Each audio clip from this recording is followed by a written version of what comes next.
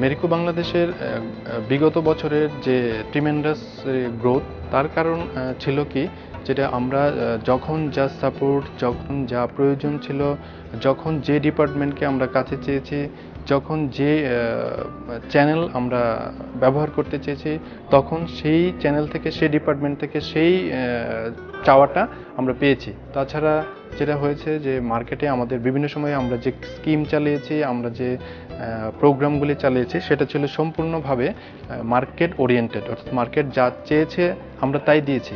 এছাড়া আমাদের একটা প্রোগ্রাম ছিল এমপিএল, মানে যেটা হচ্ছে মেরিকো প্রিমিয়ার লিগ, মানে ডিস্ট্রিবিউটরদের মধ্যে এটা একটা কম্পিটিশন ডিস্ট্রিবিউটরদের মধ্যে ছিল। তো এই কম্পিটিশনটা আমাদেরকে খুব হেল্প করেছে।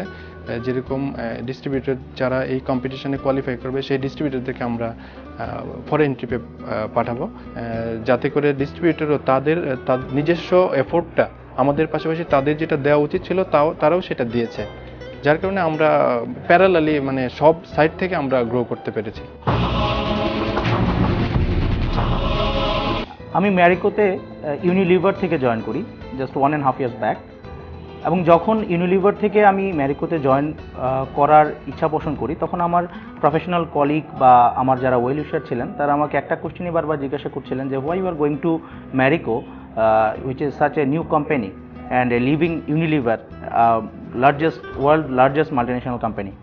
আসলে তখন আমি নিজেও কিছুটা কনফিউজ ছিলাম যে whether I am taking the right decision or not. এখানে জয়েন করার পর আমি যে জিনিসটা সবচেয়ে বেশি পেয়েছি সেটা হচ্ছে কাজ করার যে স্কোপ, সেটা আমার অনেক বেশি এখানে আমি পেয়েছি। এখানে আমি ফাইন্যান্স ফাংশনের পুরো ফাইন্যান্স ফাংশনই আমি কাজ করছি। এখানে কাজ করতে গিয়ে আমি যখন ফাইন্যান্সিয়াল স্টেটমেন্টস যখন অ্যানালাইসিস করেছি ম্যারিকোর, দেখেছি যে ম্যারিকোর যে growth, it is super. Last 5 বছরে ম্যারিকো যেভাবে গ্রো করেছে, ইট ইজ আনবিলিভেবল। এবং আমি যখন প্রতি মাসের মান্থ ওয়াইজ পিএনএল এবং টার্নওভার বা ফাইন্যান্সিয়াল স্টেটমেন্টস বা ফাইন্যান্সিয়ালস যখন আমি গো থ্রু করি, এবং যখন আমি লাস্ট ইয়ারের সাথে কম্পেয়ার করি, যে গ্রোথ যেভাবে ম্যারিকো গ্রো করছে, এক কথায় it is simply the best. So আমাদের যে সামনের যে বছরগুলো আসছে, যে বছরটা আমরা আছি, সেই বছরটা আমাদের জন্য আরও বেশি চ্যালেঞ্জিং। এবং আমি জানি এই চ্যালেঞ্জটা ম্যারিকো বাংলাদেশ নিতে পারবে, কারণ আমরা জানি we can do it because we the MBL team.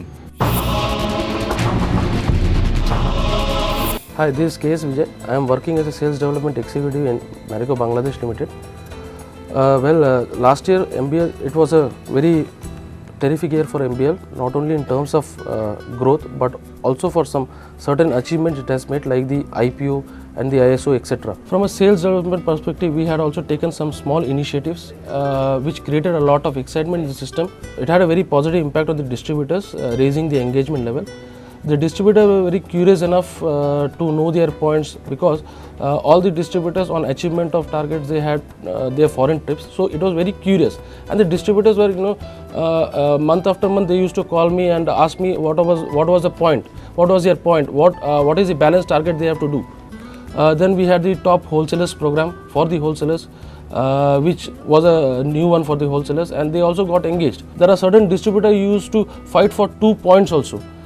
And I have got a live example wherein one of the distributor who had not achieved his haircut target and missed it by mere 1 kg, and he had lost 2 points. So he fought for the 2 points and he got it, and he ensured that he stays in the competition. Suddenly, these kind of contests created a hunger in the system, and people were giving their best shot to get to their targets and qualify for the foreign trips. So the contest was very fierce among the wholesalers also.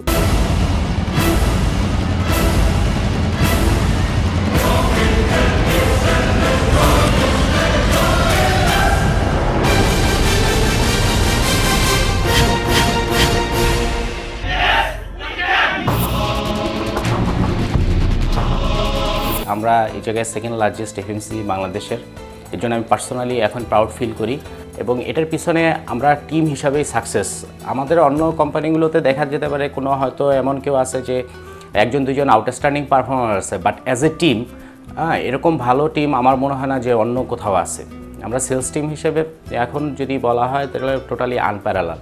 আমরা গত বছর এত ভালো করার পিছনে বা এত outstanding পারফরমেন্সের পিছনে আমাদের অনেকগুলো কারণ কাজ করছে। সবচেয়ে একটা ইম্পর্টেন্ট কারণ ছিল যেটা অন্য কোনো কোম্পানিতে হয় নাই, আমরাই প্রথমবারের মতো আমাদের ডিবিএসএমদের একটা ক্যারিয়ার পাথ সৃষ্টি করছি।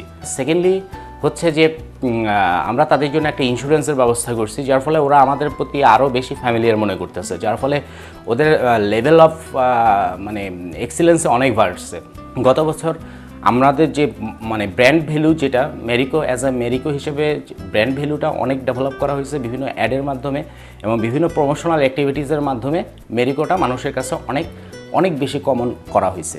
সাথে সাথে আমাদের একটা বিরাট অ্যাচিভমেন্ট ছিল যে আমরা শেয়ার মার্কেটে লিস্টিং হয়েছি এবং শেয়ার মার্কেটে লিস্টিং হওয়ার সাথে সাথে মানুষের মধ্যে শেয়ার মার্কেটে একটা সাড়া পড়ে গেছে এবং সাড়া পড়ে যাওয়ার সাথে সাথে আমরাও নিজেরা পার্সোনালিও বেনিফিটেড হয়েছি। আমরা কোম্পানির থেকে কিছু শেয়ার পাইছি, যেটা আমাদের 3 বছর পরে একটা ভালো রকমের আউটপুট দেবে, যার ফলে আমরা ডিস্ট্রিবিউটরকে আরও বেশি কোম্পানি পারপাসে ইনভলভ করতে পারছি এবং যার ফলেই আমরা এই এত ভালো একটা গ্রোথ দিতে পারছি এবং একটা ভালো নাম্বার অ্যাচিভ করতে পারছি। এবং যেহেতু বিজনেস বাড়ছে, বিজনেস ভলিউম বাড়ছে, তখন তাদের একটা ভালো রকমের টেক হোম থাকতেছে। এই টেক হোম থাকার ফলে তারা আগের চেয়ে আরও বেশি ইনভলভ এবং আমরা আরও বেশি কোম্পানির পারপাস আমরা তাদের কাছ থেকে সার্ভ করাতে পারতেছি। অনেকে বলে যে মেরিকো অনেক ভালো করছে, আর কত, বাট আমি বলবো যে this is only beginning, sky is our limit. আজকের দিনে এসে গত বছরের সাফল্যের কথা বলতে গিয়ে আমার প্রথম যেই কথাটি মনে পড়ছে, মেরিকো বাংলাদেশ তার মেম্বারশিপে বিশ্বাস করে। আমরা আমাদের এমপ্লয়ীদেরকে এমপ্লয়ি বলি না, আমরা মেম্বার বলি।